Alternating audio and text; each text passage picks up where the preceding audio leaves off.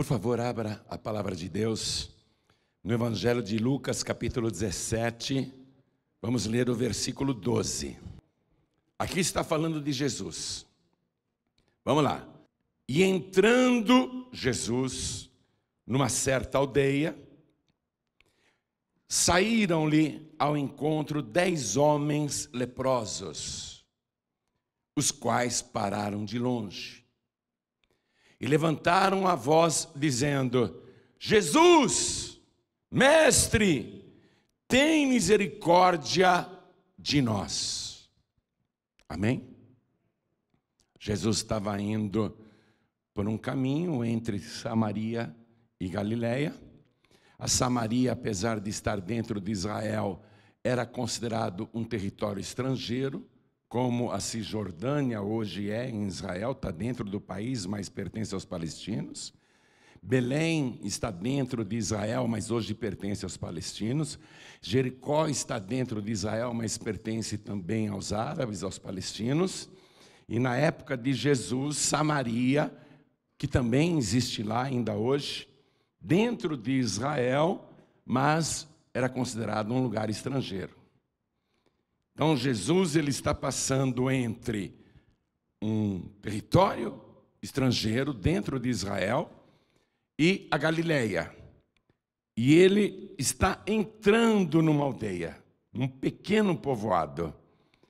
E aí saem ao encontro dele 10 homens leprosos, os quais pararam de longe. Eles não podiam se aproximar.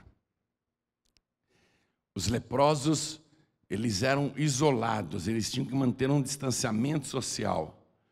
E a distância mínima que um leproso poderia ficar de uma pessoa não leprosa era 100 passos. 100 passos de distância.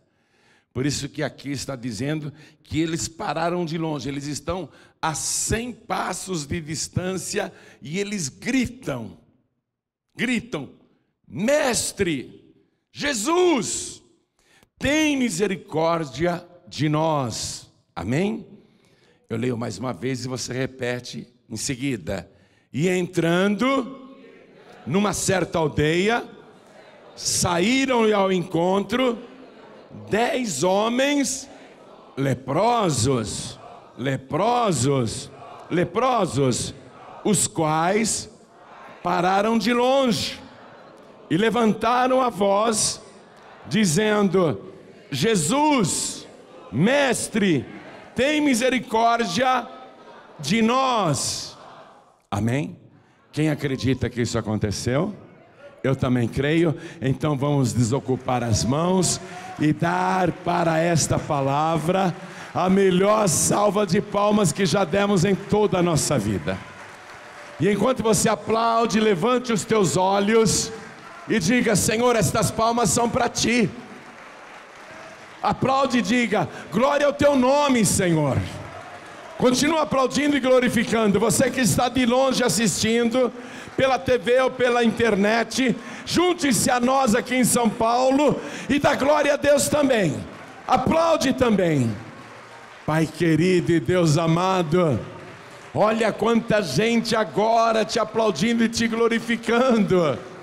Abre o céu para receber todo este louvor e se compadece de cada uma dessas vidas, sobre cada pessoa que te glorifica, que te aplaude, onde quer que esteja, aqui ou longe.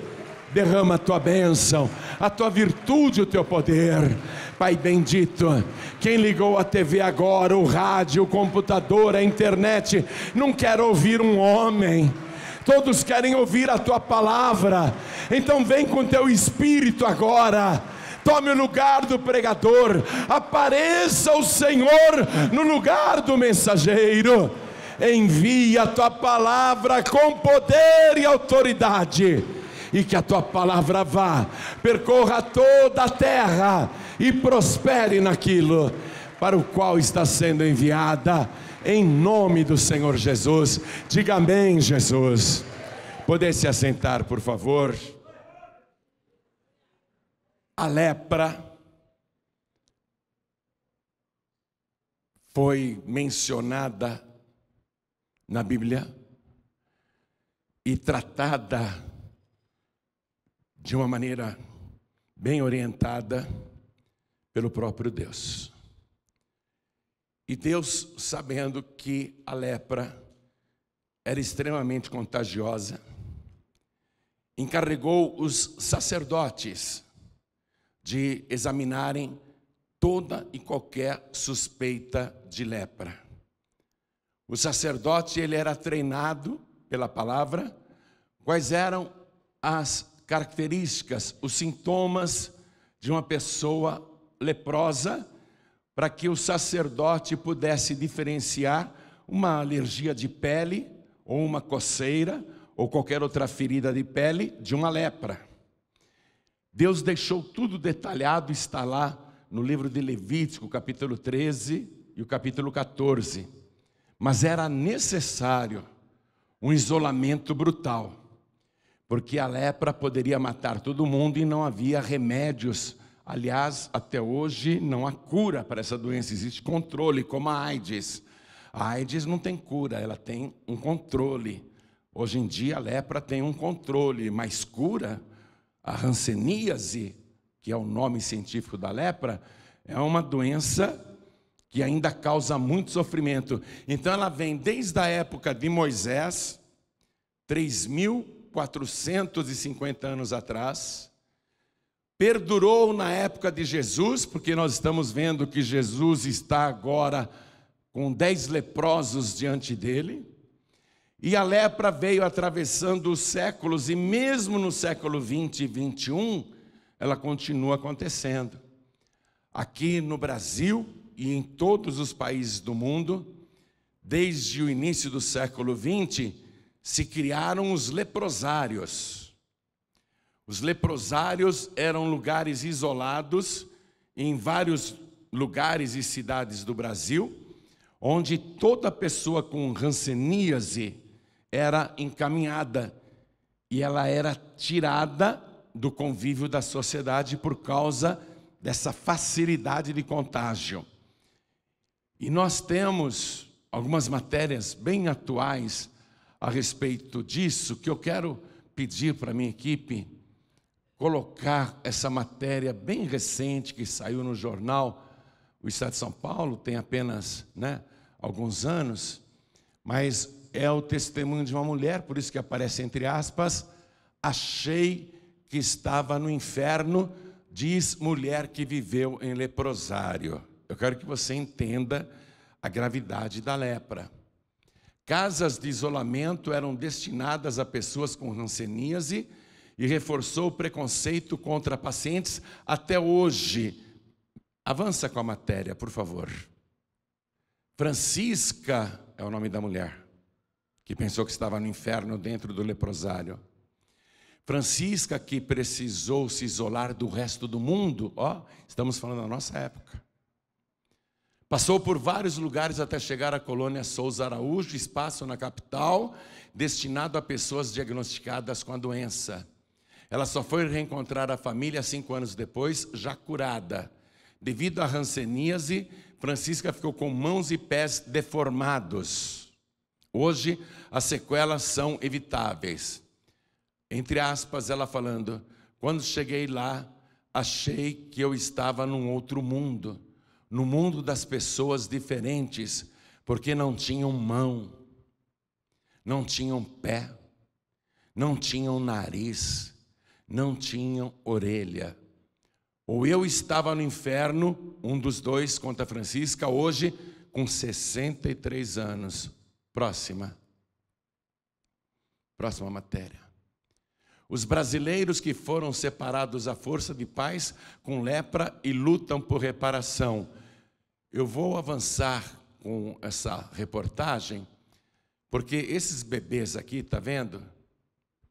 Esses bebês, por exemplo, isso agora, recentemente, esses bebês nasceram em leprosários, porque lá era como se fosse uma mini cidade de leprosos, mulheres que já foram para lá grávidas ou que engravidaram lá, tiveram essas crianças os pais eram leprosos e as autoridades retiraram as crianças dos seus pais porque eles eram doentes.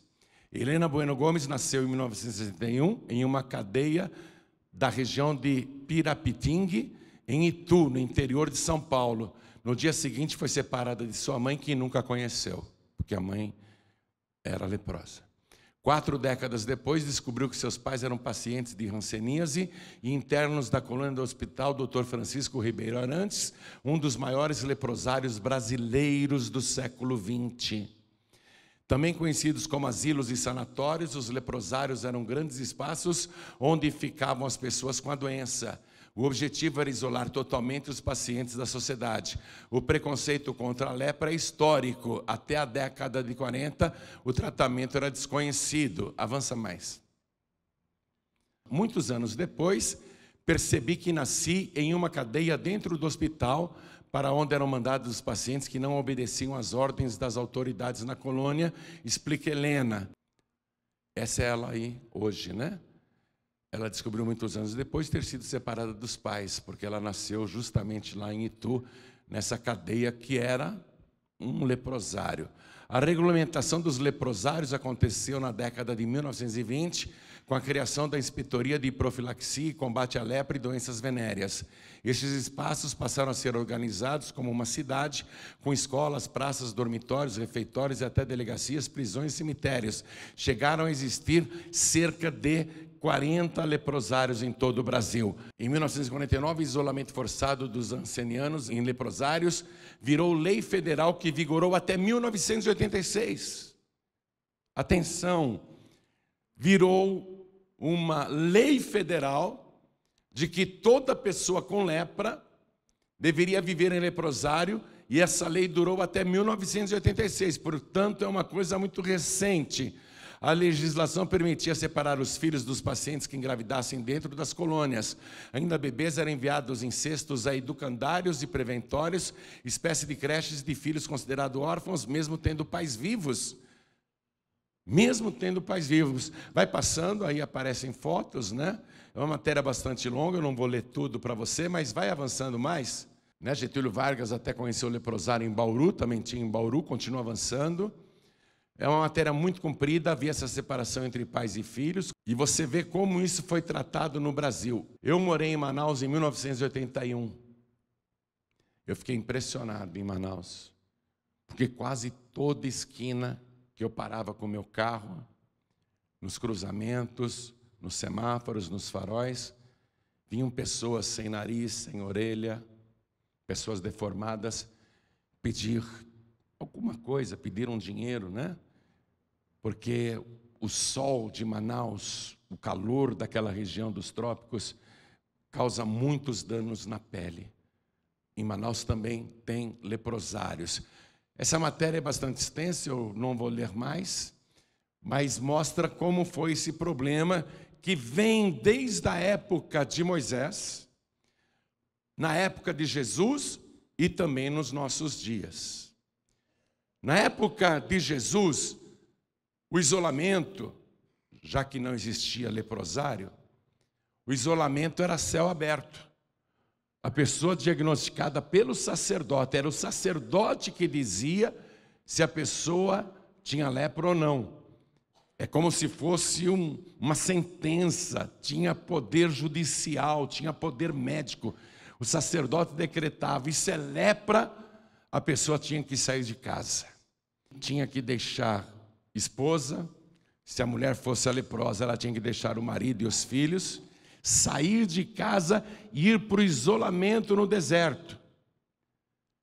Os leprosos, eles eram obrigados a se cobrirem e nunca se aproximarem de qualquer pessoa saudável e manter uma distância razoável.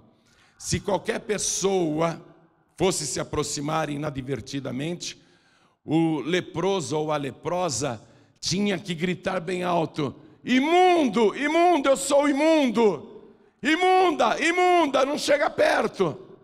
Era obrigado a fazer isso. Porque se não fizesse e cruzasse com qualquer pessoa saudável, e a pessoa saudável descobrisse que era uma pessoa leprosa que tinha passado, ela tinha o direito, pela lei da época, de pegar pedras e apedrejar a pessoa, até se quisesse matar a pessoa. O sacerdote tinha esse poder clínico de decretar: essa doença é lepra ou não é lepra, essa pessoa está leprosa, tem que sair de casa. Ah, mas eu não quero me separar dos meus filhos. Era uma loucura, tanto que nesses leprosários brasileiros, muita gente cometeu suicídio por não suportar a separação da família ou pela separação dos filhos, que nasceram lá no leprosário, mas os filhos foram arrancados. Vá comigo no livro de Levítico, capítulo 13, versículo 44, para você ver como há 3.450 anos atrás era o sacerdote que diagnosticava a pessoa com suspeita de lepra. O versículo 44 diz assim: leproso é aquele homem, imundo está. O sacerdote o declarará totalmente imundo, na sua cabeça tem a sua praga. Também as vestes do leproso em quem está a praga serão rasgados, e a sua cabeça será descoberta, e cobrirá o beiço superior e clamará: imundo, imundo. O leproso, ele tinha que cobrir a boca para não espalhar, não é? Não sei se é um micróbio, se é um vírus, o que é, uma bactéria, não sei. Ele tinha que cobrir a boca e gritar: imundo, imundo! E a pessoa que ouvia isso ficava apavorada. Passava longe, passava correndo. Olha o isolamento que a pessoa era submetida. Versículo 46. Todos os dias em que a praga estiver nele, será imundo. Imundo está, habitará só. A sua habitação será fora do arraial. E a pessoa vivia assim. Se um dia a pessoa achasse que estava curada da lepra, ela deveria procurar o sacerdote, porque só o sacerdote tinha o poder e a autoridade de examinar a pessoa e conferir se ela foi sarada ou não, se ela poderia agora ficar numa quarentena por mais 7 dias, para depois conferir se depois dos 7 dias de quarentena ela realmente não tinha mais lepra, aí o sacerdote liberava. Mas se depois da quarentena de 7 dias, o sacerdote examinasse e dissesse: você não pode voltar para a sociedade, retorne para o isolamento, volte para o deserto. Era assim que acontecia. Veja o capítulo 14. Depois falou o Senhor a Moisés dizendo: esta será a lei do leproso no dia da sua purificação, será levado ao sacerdote. E o sacerdote sairá fora do arraial, e o sacerdote examinando. Eis que, se a praga da lepra do leproso for sarada, então o sacerdote ordenará que por aquele que se houver de purificar, se tomem 2 aves vivas e limpas, e pau de cedro e carmesim e isopo. Olha o ritual que tinha que ter quando a pessoa era declarada a caminho da cura. Mandará também o sacerdote que se degole uma ave num vaso de barro sobre águas vivas, e tomará a ave viva e o pau de cedro e o carmesim e o isopo, e os molhará com a ave viva no sangue da ave que foi degolada sobre as águas vivas. E sobre aquele que se há de purificar da lepra, espargirá 7 vezes, então o declarará limpo, e soltará a ave viva sobre a face do campo. O que isso quer dizer? 2 aves, uma morria e derramava o sangue da ave morta era colocado nas asas da ave viva, e com esse pau de cedro e com ísopo e o carmesim, num vaso de barro com águas vivas, águas correntes, então se espargia 7 vezes sobre a pessoa que estava em processo de purificação, e aí se soltava aquela ave que tinha sangue nas penas. E a ave voando, o leproso ficava olhando, e na cabeça dele aquilo significava o seguinte: a minha cura custou o sangue que foi sacrificado, aquela vítima inocente morreu. E é o sangue que me faz agora voar nas maiores alturas. Aquela ave voando com sangue representa a minha vida. Eu que estive preso na doença, agora eu vou ter liberdade. Agora eu vou ser livre de verdade.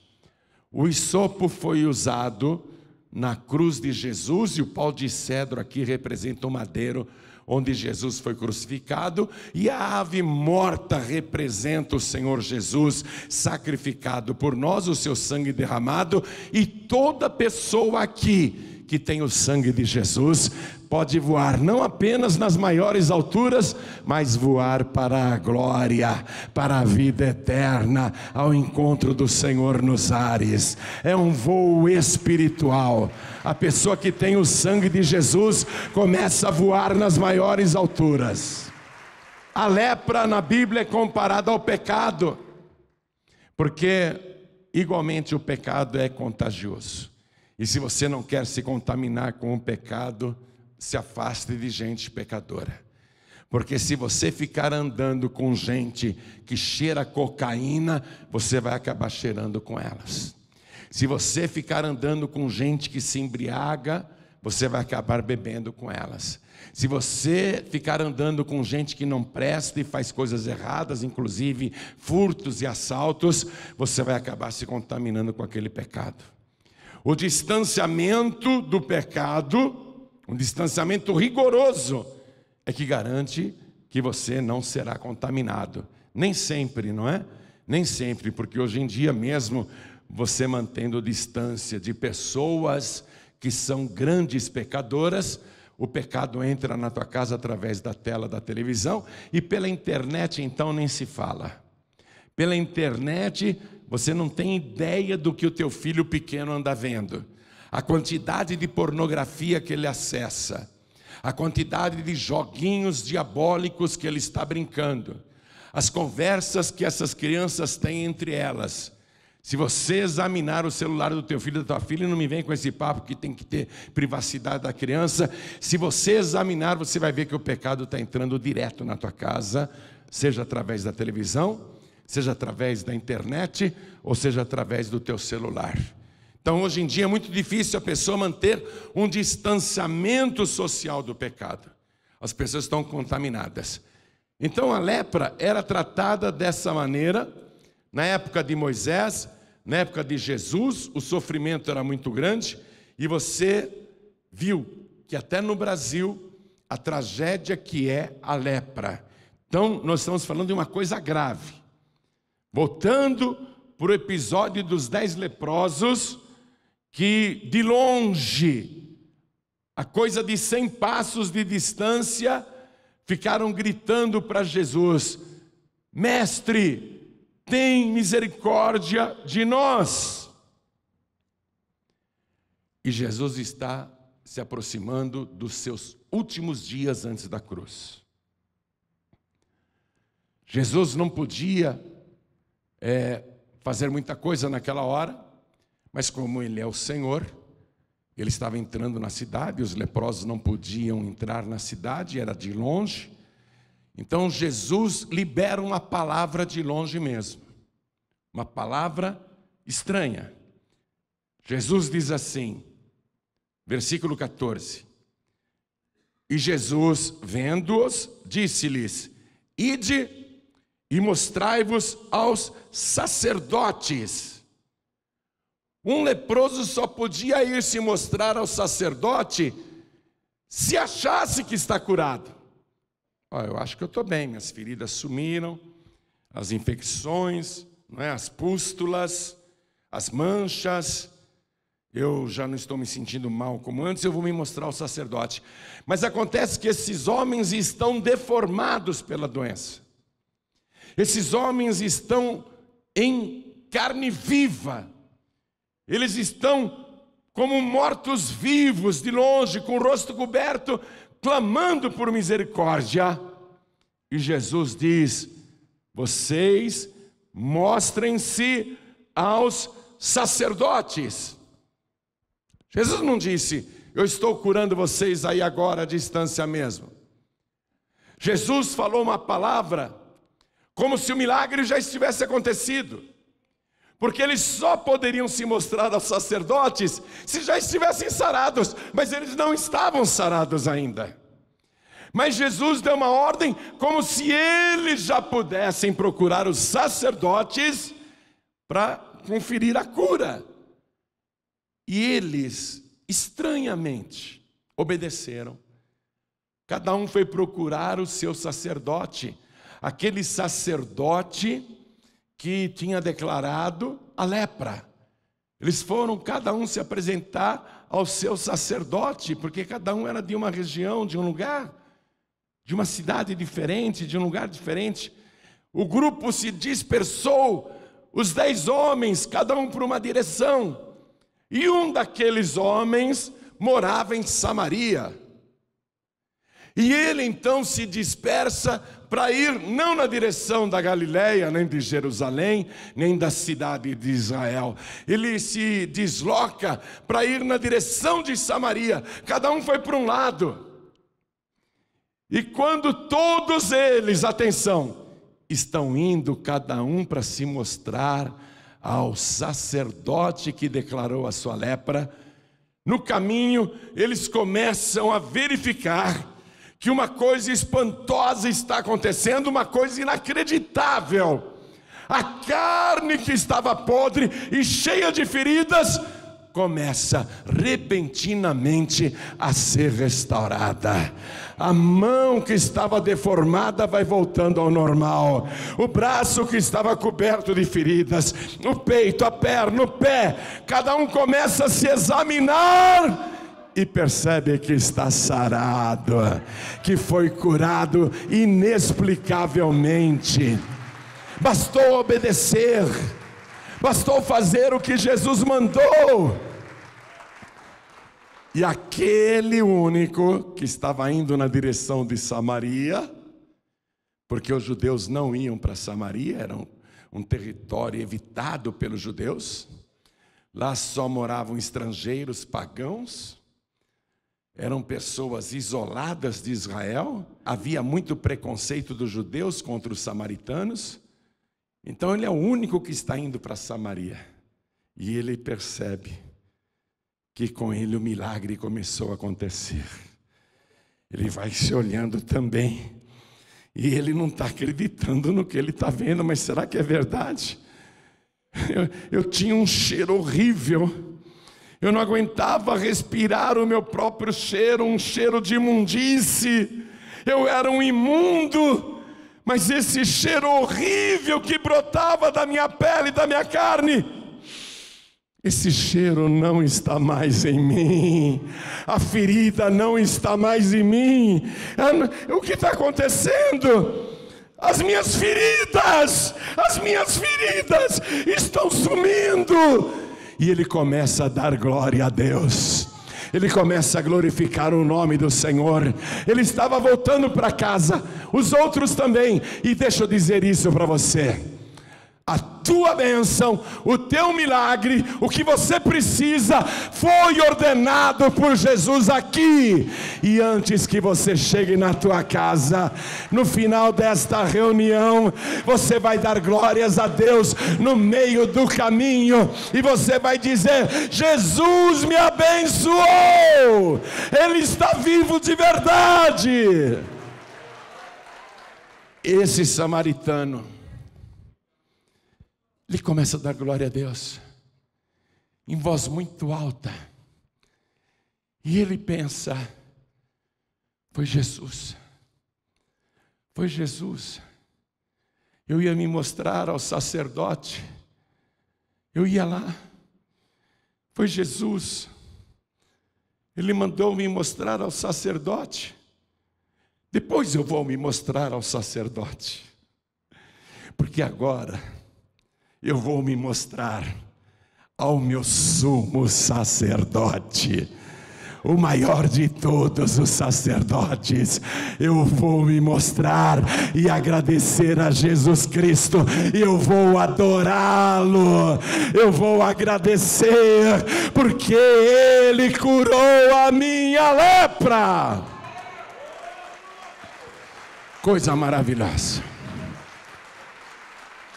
Eu vou ao sumo sacerdote. Jesus é o sacerdote dos sacerdotes. Ele é o pastor dos pastores.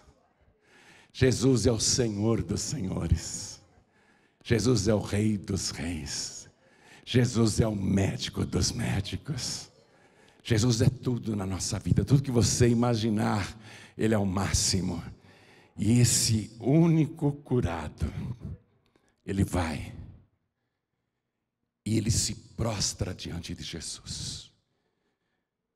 Veja bem, se Jesus fosse só um profeta judeu, Jesus seria um homem temente a Deus. Se ele fosse só um profeta, ele seria um judeu temente a Deus. Ele não permitiria que qualquer pessoa se ajoelhasse diante dele e o adorasse. Porque o judeu é ensinado a nunca dobrar os seus joelhos diante de qualquer ídolo, imagem, entidade ou pessoa humana, mesmo que seja um rei ou uma autoridade. Um judeu nunca dobra os seus joelhos, porque o judeu é ensinado de que somente Deus deve ser adorado. Se Jesus fosse apenas um profeta judeu, ele não permitiria que esse samaritano se ajoelhasse diante dele, se prostrasse diante dele com o rosto em terra e o adorasse. Você sabe por que Jesus permitiu que esse homem se ajoelhasse e o adorasse? É porque ele não é um profeta, ele não é um iluminado, ele não é um espírito evoluído, ele é o próprio Deus Todo-Poderoso, aquele que tem todo o poder nos céus e na terra. Aquele que tem na palma da sua mão a chave de Davi. O que ele abre ninguém fecha, e o que ele fecha ninguém abre. Ele tem nas mãos as chaves da morte e do inferno. Ele tem poder de cura, ele tem poder de vida, ele tem poder de eternidade, ele tem poder de perdoar pecados, ele tem poder para salvar a alma do homem e da mulher. Jesus permitiu que o samaritano o adorasse. Vou ler o versículo 15 para você. E um deles, vendo que estava são, voltou glorificando a Deus em alta voz. Glorificando a Deus. E caiu aos seus pés com o rosto em terra, dando-lhe graças. E este era samaritano.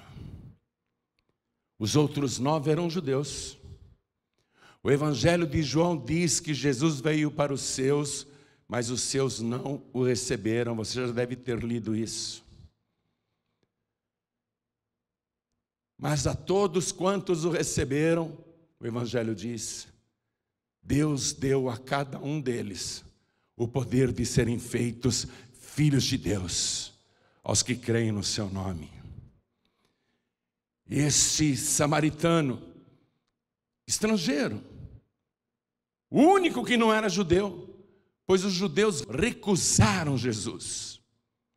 O único que não era judeu, o único que reconheceu que Jesus é Deus, um estrangeiro, considerado um pagão. Esse samaritano representa eu e você, todos os não-judeus de nascimento, aqueles que creem em Jesus como Deus, não apenas como Filho de Deus, mas como o próprio Deus. Ele deu graças e ele era samaritano. Versículo 17. E respondendo Jesus, disse, não foram 10 os limpos? Veja, numa época que não tinha tratamento e hoje tem controle da doença. Na época de Jesus a coisa era muito mais grave ainda, porque não havia leprosários. Note que esse samaritano, se ele tivesse saúde, ele não poderia estar num grupo de judeus. Ele está num grupo de judeus, 9 judeus, porque todos os judeus ali são iguais a ele, são leprosos. Se todos os judeus ali tivessem saúde e o samaritano também, os judeus diriam: afasta-te de nós, imundo, mesmo que ele não tivesse lepra. Mas a lepra, que representa o pecado, mostrou que naquele grupo de 10 homens, ninguém era melhor do que ninguém. E quando se fala de pecado, ninguém é melhor do que ninguém. Não existe ninguém melhor do que ninguém. Você nunca leu sobre a mulher adúltera? Aquela história tão famosa e conhecida? Queriam apedrejar a mulher na frente de Jesus, porque ela foi apanhada num pecado. E Jesus disse para a multidão que queria apedrejá-la: aquele de vós que estiver sem pecado, seja o primeiro a atirar pedra contra ela. O pecado iguala todo mundo. Não importa se é um adúltero, se é um ladrão, se é um mentiroso, se é um beberrão, se é um drogado, se é uma pessoa que vive na perdição, ou se é menos pecador, ou se aparenta ser uma pessoa de bem, ou se é uma autoridade, ou se é um governante. O pecado iguala a todo mundo. Diante de Deus, todos pecaram, diz a palavra. Diante de Deus não há distinção entre judeu e grego. Não há distinção entre judeu e samaritano. Como todos ali estavam no mesmo barco, os 10 eram leprosos, então aquela doença que representa o pecado igualou todo mundo. Mas quando eles ficaram curados, cada um foi para sua casa. Mas esse samaritano aqui foi o único que voltou dando graças e adorou o Senhor Jesus. Era para se apresentar, se mostrar ao sacerdote. Ele foi o único que foi se mostrar primeiro ao sumo sacerdote e dar glórias a Deus. Quando ele caiu aos pés de Jesus com o rosto em terra, ele dava graças. Obrigado, obrigado. Eu não tenho palavras, muito obrigado, muito obrigado, muito obrigado. Eu não sei como agradecer. Ele deu graças. Versículo 17, respondendo Jesus disse: não foram 10 os limpos? E onde estão os 9? Onde estão os 9?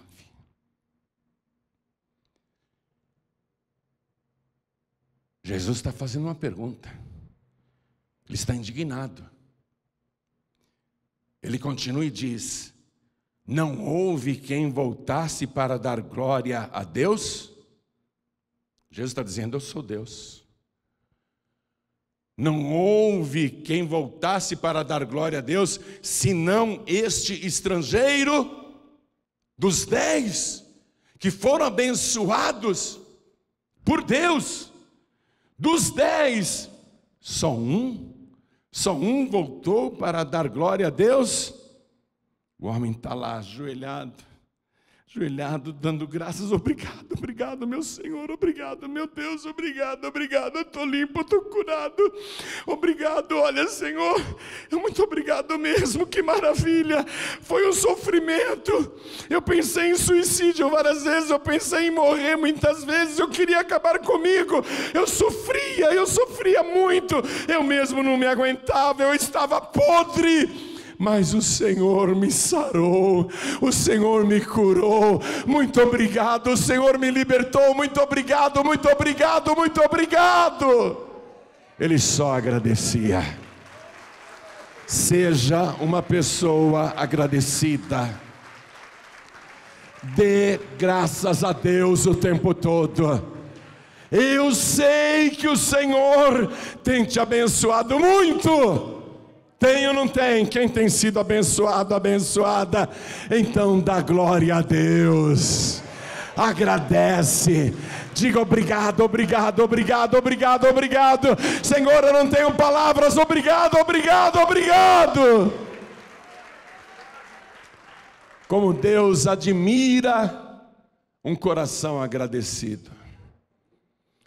E como Ele se aborrece e fica triste com um coração ingrato e indiferente. O homem está ajoelhado, não para de agradecer, não para de adorar, continua ajoelhado. Versículo 19. E disse-lhe Jesus: levanta-te, levanta-te, levanta-te e vai, a tua fé te salvou. Vou dizer uma coisa aqui: este homem não foi curado apenas no corpo, ele foi curado também na alma.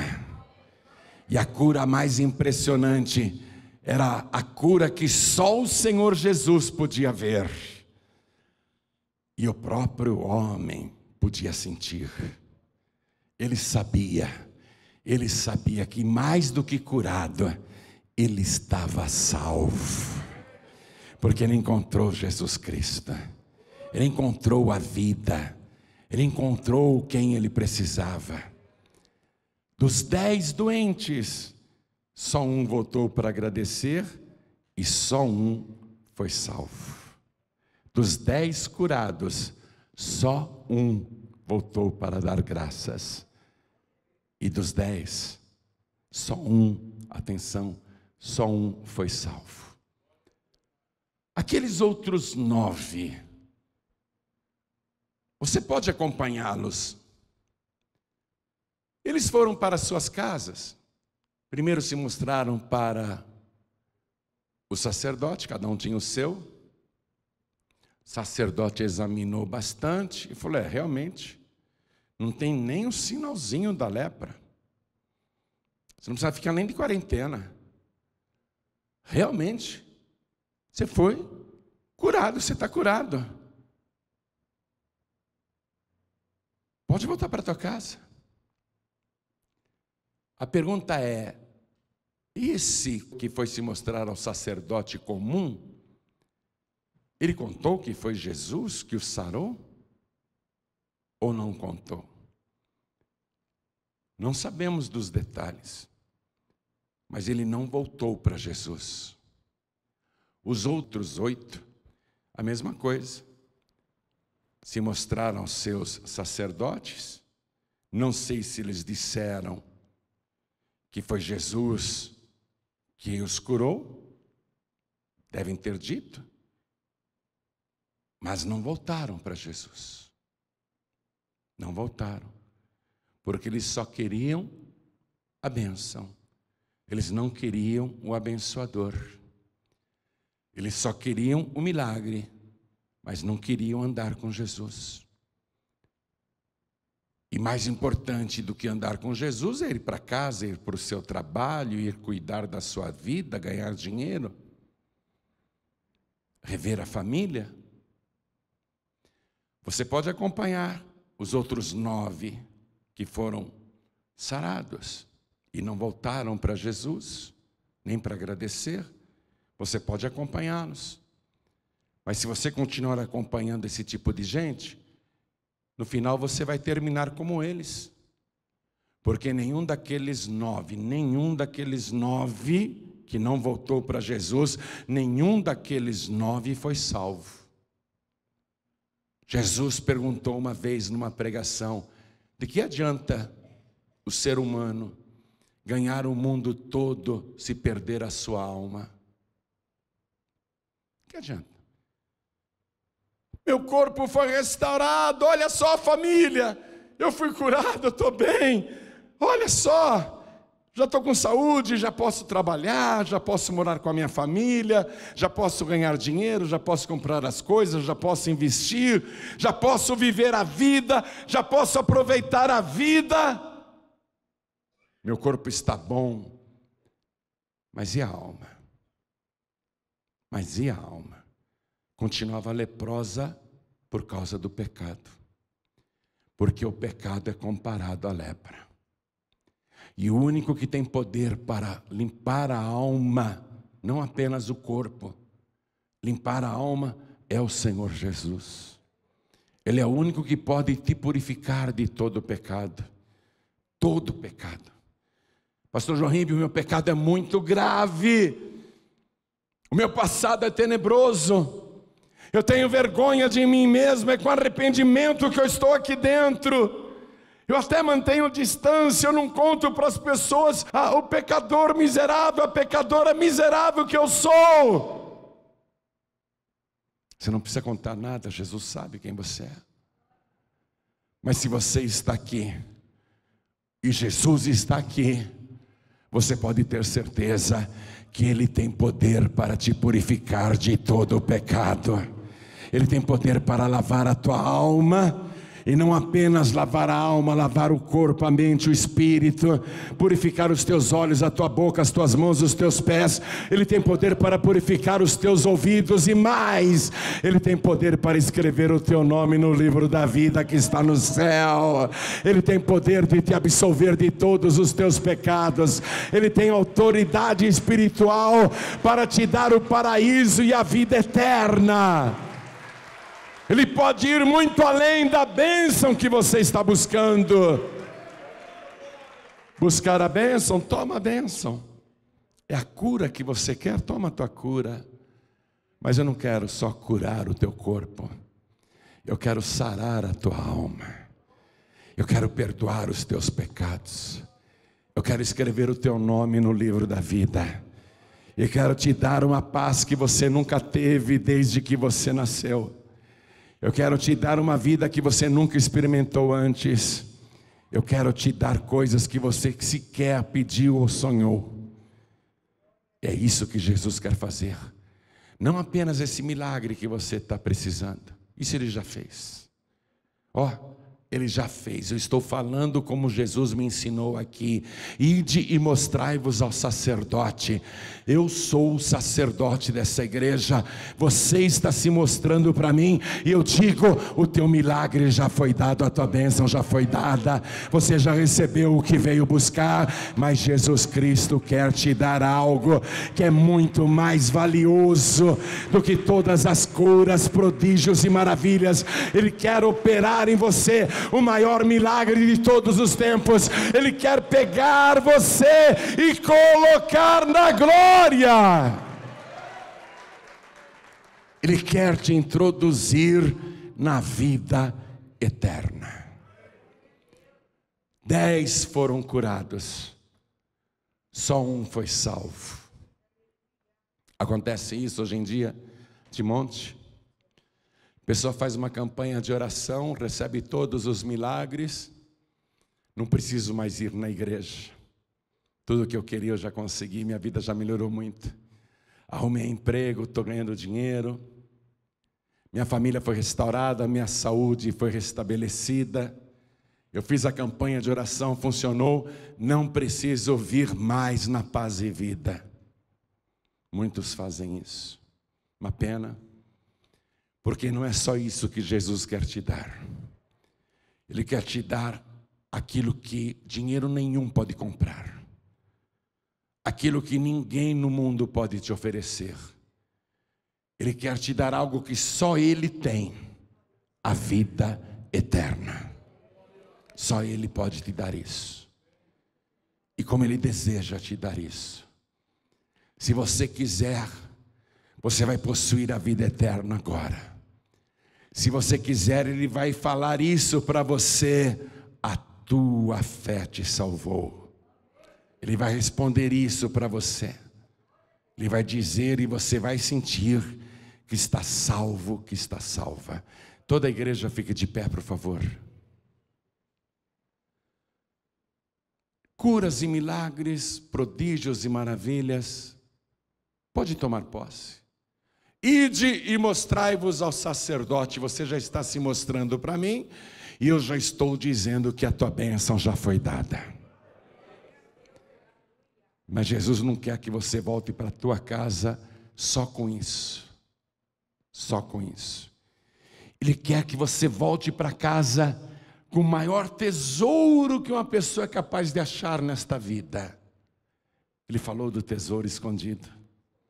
Contou uma parábola curtinha assim, pregação minúscula.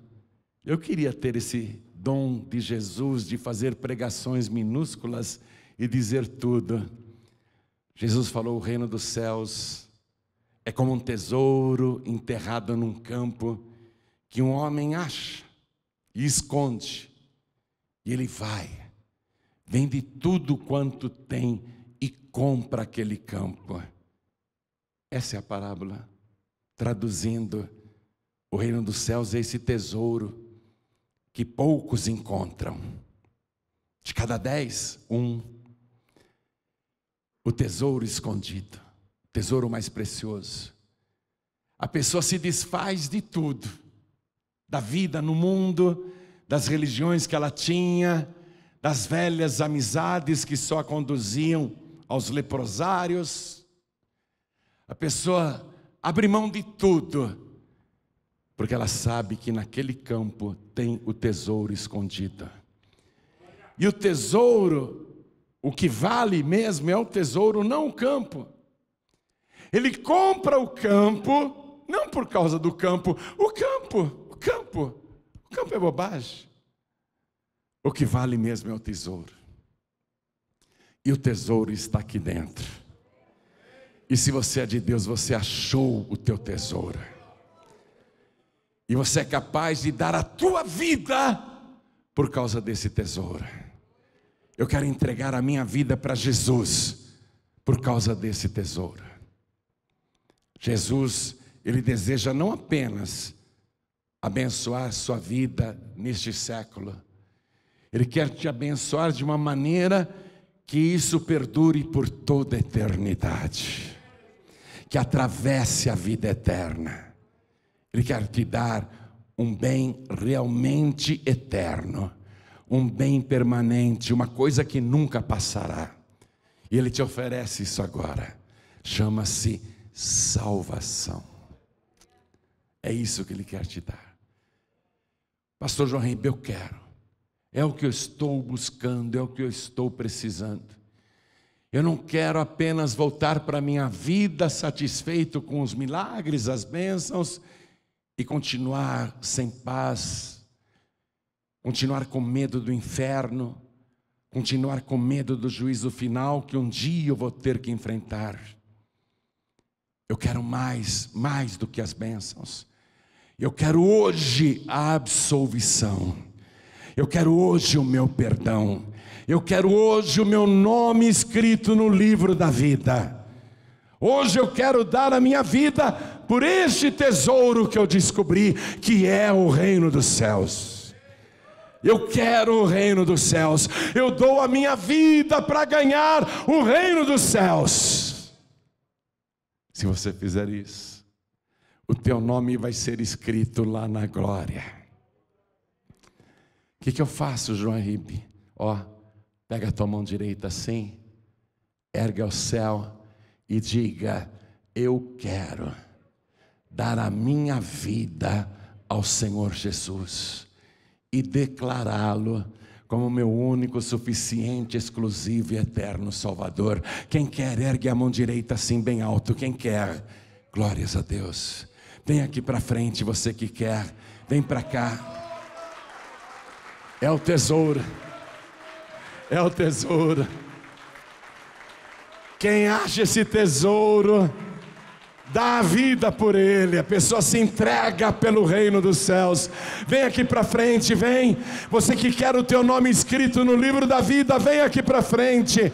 Você que quer voltar para casa com a certeza da salvação, vem aqui para frente. E vamos aplaudir mais ao nome de Jesus. Quero chamar os outros 9. Eu quero chamar os outros 9. Tem outros 9 aqui. Tem outros 9. Você ia voltar para casa, não é?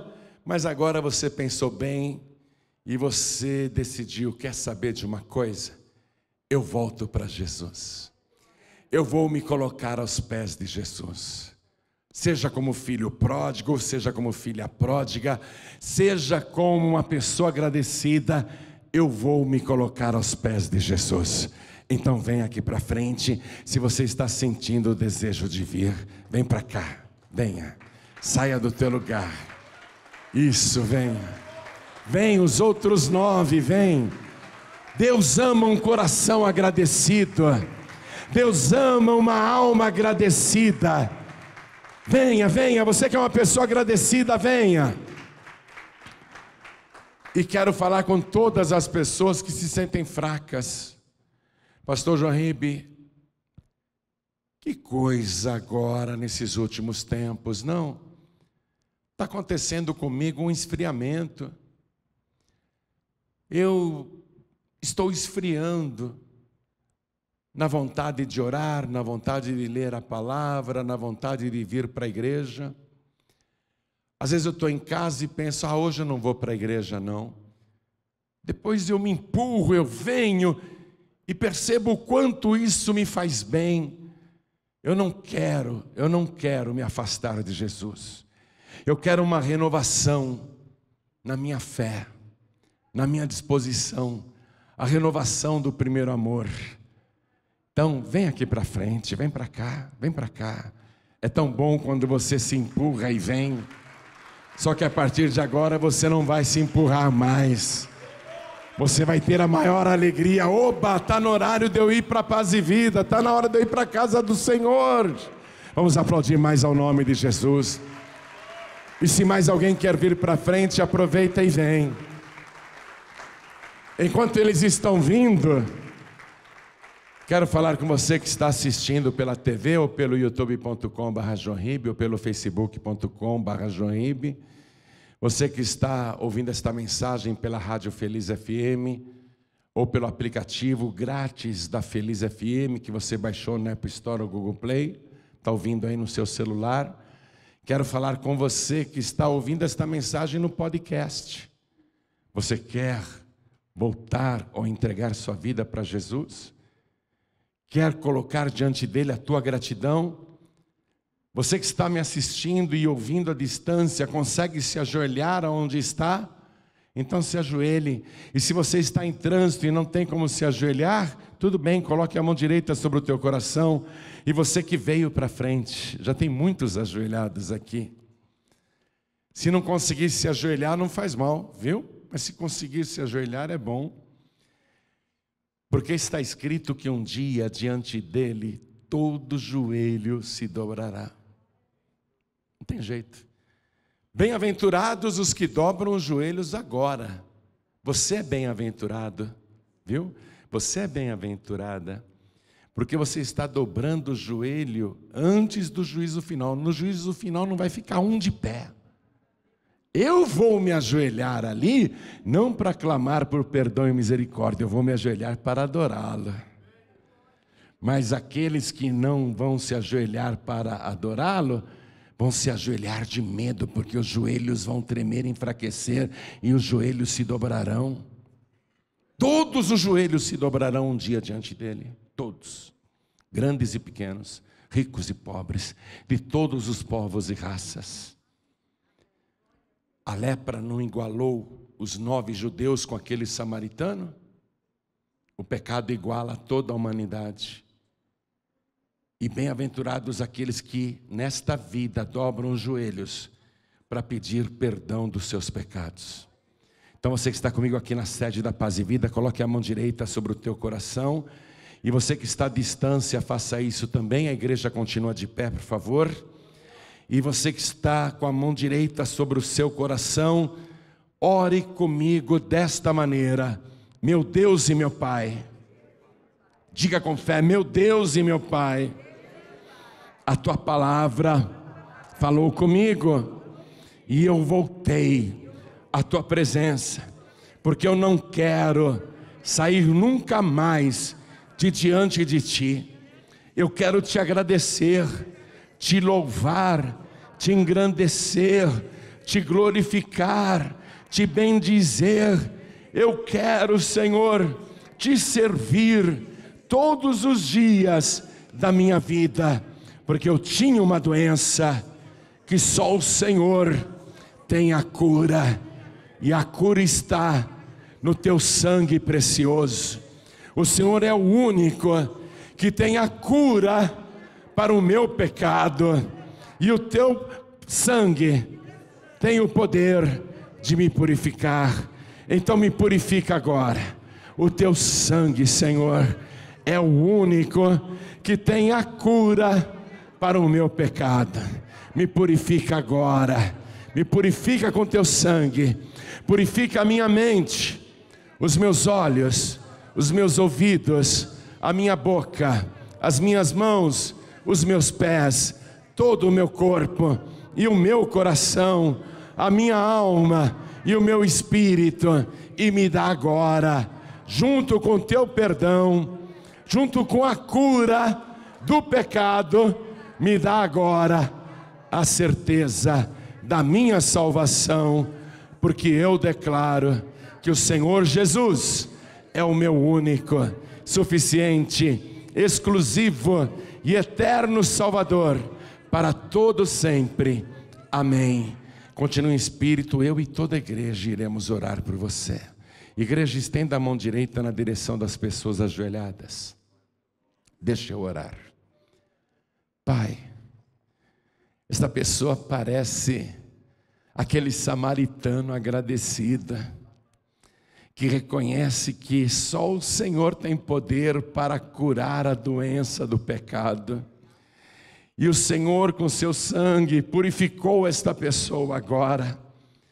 Ela está se mostrando para mim, que sou sacerdote, e pela oração que ela fez, eu sei que ela está limpa. Pela decisão dela de vir à frente e dobrar os joelhos diante do altar, como sacerdote eu examino esta pessoa e vejo sinceridade neste ato. De fato, de verdade, esta pessoa está arrependida e te pediu perdão, e eu comprovo a sua purificação.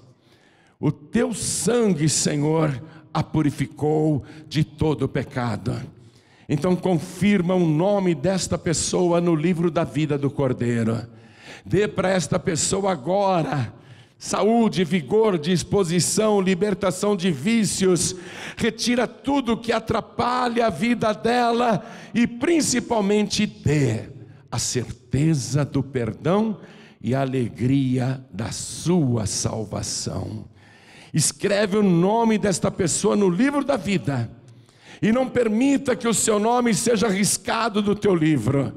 Guarda esta pessoa com teu grande poder. É o que nós te pedimos e já te agradecemos, no nome santo do teu Filho Jesus, o nosso único, suficiente, exclusivo e eterno Salvador. Assim seja feito. Amém, Senhor. Amém, Senhor.